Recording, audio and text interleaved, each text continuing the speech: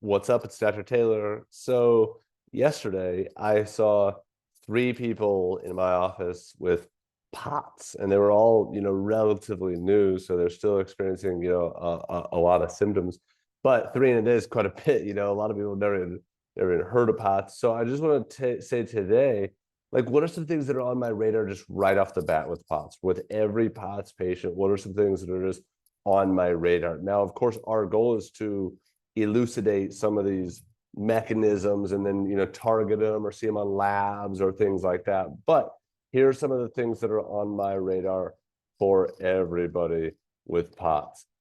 The first thing is cerebral blood flow volume. This is kind of what happens with POTS flares, or like standing for long times, or blood pooling in the legs, or that's kind of the point of the compression socks and the salt and things like that, is you need blood flow to the brain. And what can happen in POTS is blood pressure will like go high or go low, and especially go low and bottom out. One of the girls yesterday said, yeah, my blood pressure is normally like 80/40. It's like, well, that's not good. How can you have a healthy brain if you're not getting good blood flow to your brain and oxygen to your brain? So right away, I think of, well, what can we do to increase cerebral blood flow volume?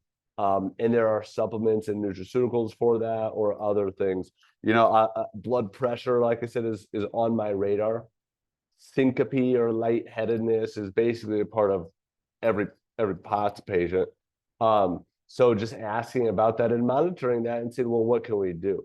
The next one are kind of the generic everything recommendations, like wear compression socks, drink salt, or eat more salt, or take electrolytes. But I think that the point of that is to keep blood flow volume up. And so salt and sodium causes water retention, and that keeps blood volume up. So you can't go hypoglycemic with blood, like with food too, because you'll lose blood volume. But you want to keep good hydration, good electrolytes. But again, a lot of times you go to a POTS clinic.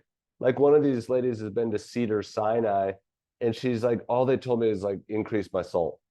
Or you people go to like these major universities for like long COVID clinics, and they say the same thing, like, well, like increase your salt and grade your exercise. And it's quite frankly, it's pretty generic advice. So that's a lot of times why they're coming to me, is to like look a little bit deeper. The next thing that's on our radar is histamine and mast cells and mast cell activation. And that's a well-known, well-studied, mechanism of POTS. POTS is pretty poorly understood still. And it's sometimes a vague diagnosis of dysautonomia versus what if you didn't fail a tilt table test? Do you still have POTS? So, and I should have said at the beginning too, POTS is postural orthostatic tachycardia syndrome. So you get this tachycardia, this rapid heart rate, blood pressure drops out, you get lightheaded, dizzy, etc. So most people, I guess, if you're watching this, you probably know what it is. And my point is that you might be somewhere on the spectrum of it. Whether you fit the diagnostic criteria or you don't is not up to me to decide. But histamine and mast cells line the sinuses, they line the gut, they line the skin. They also line some of these deep limbic areas of the brain, but they also line the endothelium, the vascular endothelium, and can cause leaky blood vessels. They cause permeability, leaky blood-brain barrier, leaky gut, and leaky endothelium, which can cause blood pressure plummeting out if you have leaky blood vessels. But mast cells, histamine, a lot of people have allergy symptoms associated with this, even the tachycardia, the syncope, those are common histamine-mediated symptoms. So there's often a histamine mast cell component. So I'm asking somebody about their other histamine, other mast cell mediated symptoms, and I'm starting to explore in my head, what could we maybe do to regulate or control their histamine load or their mast cell, activation, or whatever you want to say. But that's on my radar. Autoimmunity is another one. Even right before I recorded this, I grabbed this. That's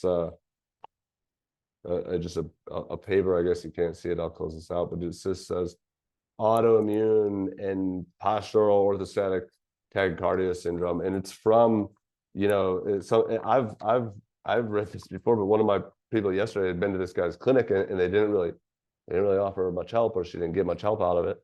But autoimmunity is often a component with this, whether it's autoimmunity against adrenergic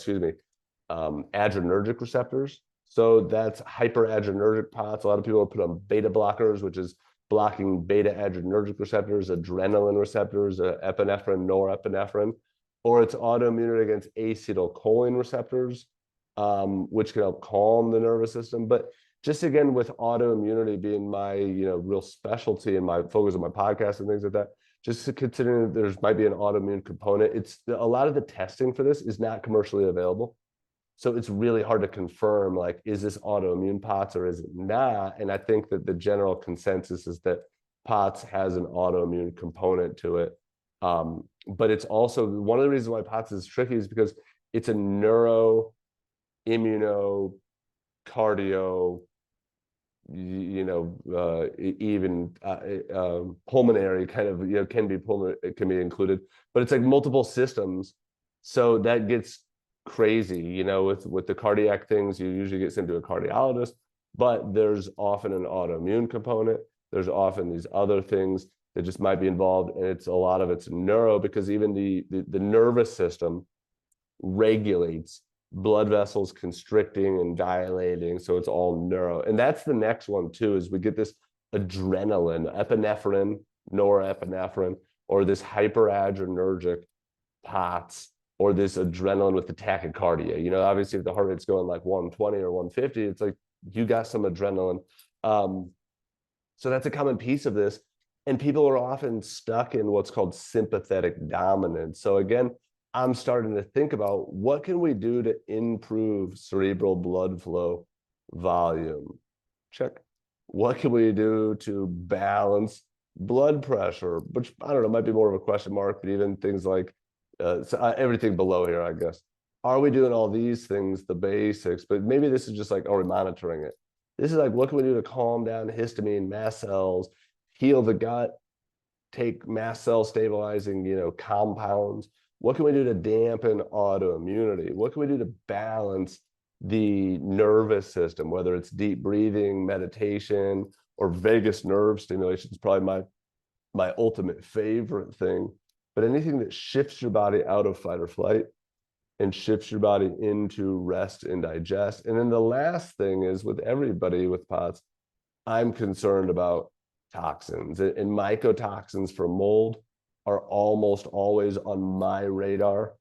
It could be heavy metals or VOCs or other neurotoxins. The point is that these are neurotoxins. If we're starting to have neurological issues, like the imbalance of fight or flight, sympathetic, or rest and digest, and like the heart rate going up to 150 and then going down, and the blood pressure going 140 over 100, then going down to 80 over 40 or 60 over 30. I mean, some of the numbers that you hear with some of these POTS people are just like insane, and they can measure it on their Apple Watch or their Oura Ring, or they wear a Holter monitor or things like that. But a lot of times it's just hard to put a finger on even the mechanism or the cause or the why of why these things are triggering. But these things are all on our radar just right off the bat when I am talking to somebody with postural orthostatic tachycardia syndrome. And there's some of the things that we can look deeper into for testing. There's some of the things we can ask questions about, but there's things that we can do from a natural perspective. All these people are all on medication, so it's not like I'm telling them to get off of it. They're coming to me for like, what else? What else can I do? I've been to the doctor. I've been to the cardiologist. I've been to a million places. I've been to Mayo. I've been to Cedars-Sinai. I've been to blah, blah, blah, POTS clinic, whatever. So it's not like I'm saying you can only do these natural things. They're coming to me after they've gone through all the conventional workup to see, well, I'm still not better. What else can I do? And then we go and look into these underlying mechanisms. And quite frankly, we see really great success with it. So POTS is quite an interesting thing that I see quite a bit of. But 3 in a day yesterday was like probably more than usual, I would say. So yeah.